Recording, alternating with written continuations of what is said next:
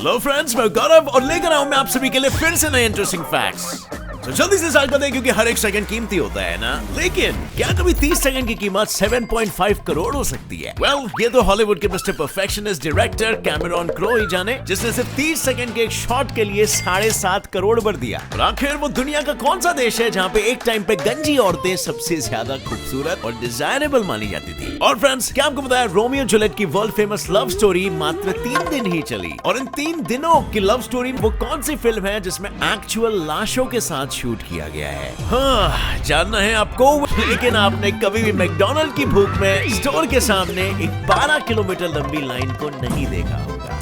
ये सब चीजों के लिए तो मैं हूँ। Without wasting any time, let's dive deep into our today's fact की बातें। नंबर 1, 30 सेकंड की कीमत। अब भाई लोग, अपने फिल्मों में परफेक्ट शॉट के लिए डायरेक्टर्स क्या क्या नहीं करते। अब कैमरॉन क्रो को ही देख लो। फिल्म के सिर्फ और सिर्फ 30 सेकंड के फुटेज के लिए बंदे ने सीधा 7 करोड़ रुपए यूं ही खर्च कर डाला। और लगता है ये हॉलीवुड के मिस्टर परफेक्शनिस्ट है।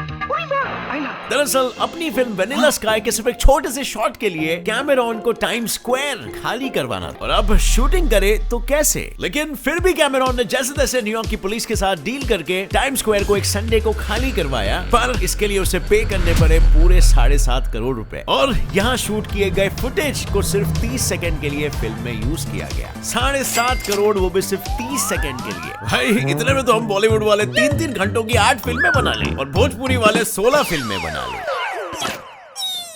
नंबर 2, चमचा की दावत।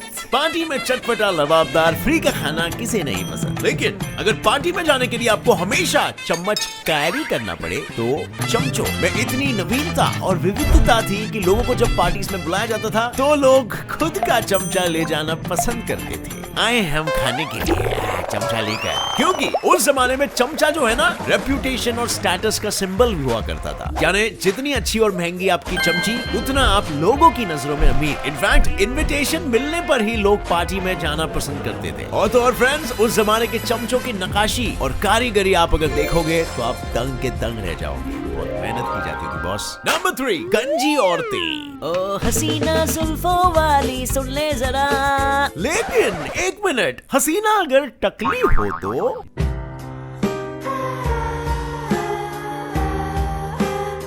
जी हाँ, इजिप्ट वो देश है जहाँ 1500 BC में टकली औरतों को खूबसूरती की मिसाल माना जाता था। और आप बिलीव नहीं करोगे, पर ये औरतें सोने के रेजर से अपने सर खुद मुंडवाती थी। और तो और जानवरों के चमड़े के कपड़े से अपने सर को चकाचक चमकाती भी थी, बिल्कुल हमारे जॉनी बाबा की तरह।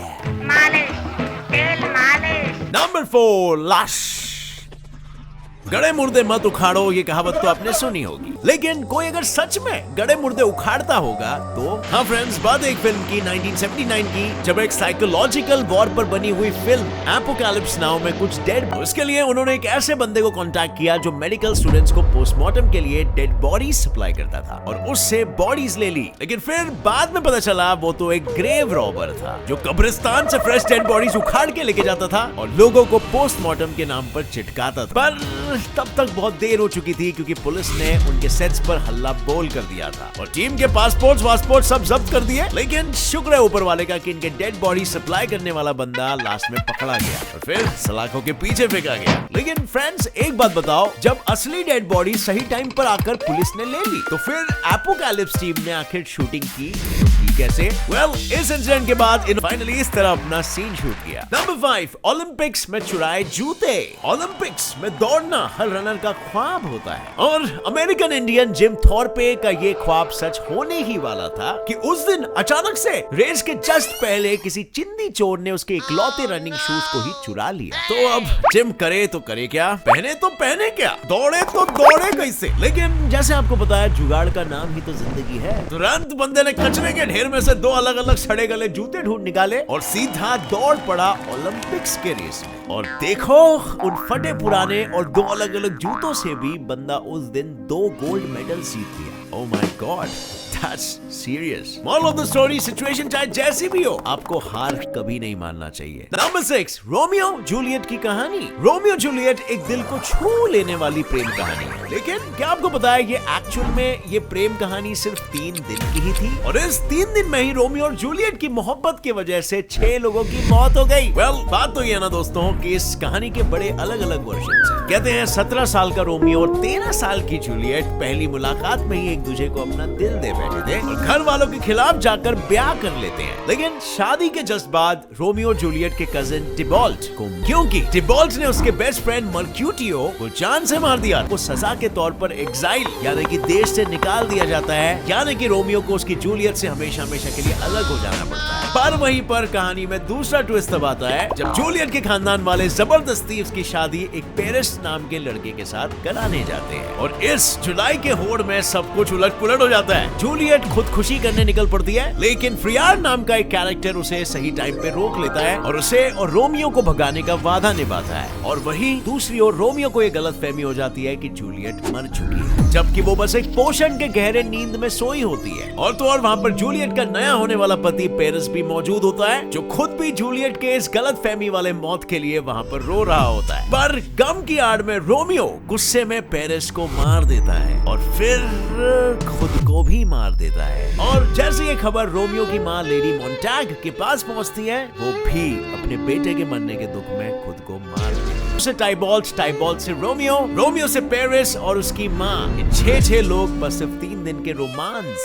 के खातिर शहीद हो जाते हैं और इसीलिए इसे दुनिया का सबसे शॉर्टेस्ट रोमांस भी कंसिडर किया जाता है। अब यार ये सच में कोई लव स्टोरी का एक दूसरे को मारने का कंपटीशन, ये तो मुझे नहीं पता, आपको क्या लगता है? नंबर 7, नाइकी वर्कर्स से भी ज्यादा अमीर। अब भाई क्या एक आदमी की इनकम किसी बड़े फैक्ट्री में काम करने वाले हजारों वर्कर्स से ज्यादा हो सकती है? इतना अमीर कौन है भाई? मैं बात कर रहा हूँ माइकल जॉर्डन की, जो अपने जमाने के सबसे फेमस बास्केटबॉल प्लेयर रह चुके हैं। दरअसल नाइकी कंपनी ने उन्हें 1984 में अपने शूज एंडोर्समेंट के लिए पूरे 441 करोड़ रुपए दिए थे। और अगर इस अमाउंट को मलेशिया के नाइकी के सारे वर्कर्स से कंपेयर किया जाए तो ये लगभग 31 टाइम्स ज्यादा है, क्योंकि बेचारे नाइकी के मलेशियन वर्कर्स की कुल मिलाकर सालाना इनकम भी इनसे कम है और वो है सिर्फ 14 करोड़ रुपीस। और अब आप खुद ही कंपेयर कर लो 14 करोड़ का और 441 करोड़ का। और शायद माइकल इसीलिए बहुत उछला करते थे। Number 8, most expensive coin. गौर से देखिए इस $20 के छोटे से सिक्के को, इसकी कीमत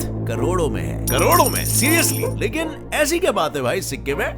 बात यह है कि 1933 में जब अमेरिका में $20 के डबल ईगल नाम के सोने के सिक्के बनाए गए थे, उसी साल नए elected president Franklin D Roosevelt power में आते ही सोने के सिक्के को इलीगल घोषित कर दिया था, ताकि लोग और बैंक्स बैठे बैठे गोल्ड को होर्ड करना यानी खामखा जमा न करते जाए। और इसी वजह से प्रेसिडेंट के आदेश पर इन सारे गोल्ड कॉइन्स की सर्कुलेशन को रोक दी गई थी और सारे के सारे गोल्ड कॉइन्स को मेल्ट करके डिस्ट्रॉय कर दिया गया था। पर एक दिन वहां के मिंट में काम करने वाले कुछ वर्कर्स ने छुप के कुछ गोल्ड कॉइन्स को चुरा लिया था और फिर यहाँ से ये गोल्ड कॉइन्स अपनी यूनिकनेस और एंटीकनेस की वजह से पूरे दुनिया भर में इलीगली पास ऑन किया गया। यहाँ तक कि किंग ऑफ इजिप्ट के पास तक ये डबल ईगल कॉइन पहुंच गया था। और फिर 2002 में जब एक reputed London based auction company Sotheby's ने इस एक सिक्के की नीलामी की और तब इसकी बोली सुनते ही सबकी बोलती बंद हो गई।